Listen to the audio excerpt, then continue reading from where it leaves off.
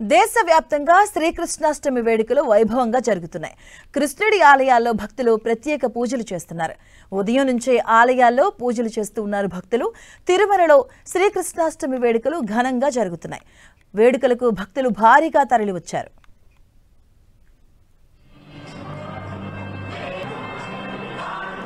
విష్ణుమూర్తి 10 అవతారాల్లో 8వ అవతారంగా ద్వాపర యుగంలో శ్రీకృష్ణుడిగా జన్మించాడని పురాణోక్తి. ఇక ప్రతి సంవత్సరం శ్రావణ మాసం కృష్ణపక్షంలోని అష్టమి తిథి రోహిణి నక్షత్రంలో ఈ జన్మాష్టమి వేడుకలు నిర్వహిస్తారు. శ్రీకృష్ణాష్టమి రోజు భక్తులు ఇళ్లను అందంగా అలంకరిస్తారు. ఇక పగలంతా ఉపవాసం ఉండి ఆలయాలకు వెళ్తారు. ఇక సాయంకాలం శ్రీకృష్ణుని పూజ చేస్తారు. శ్రావణ మాసంలో లభించే పండ్లు, సొంటి, బెల్లం కలిపిన వెన్న, మీగడ వంటి రుచికరమైన పదార్థాలు, వంటకాలు స్వామివారికి నైవేద్యంగా పెడతారు.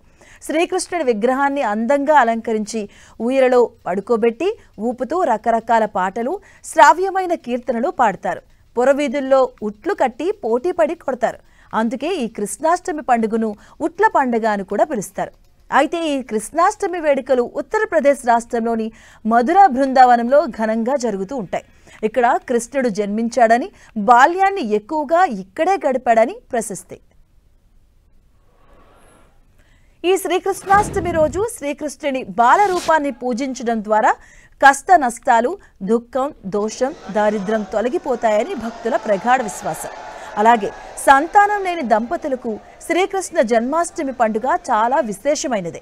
సంతానం లేని వారు ఈ జన్మాష్టమి రోజు ఉపవాసం ఉండి బాలగోపాలుడిని పూజించాలని చెబుతూ ఉంటారు.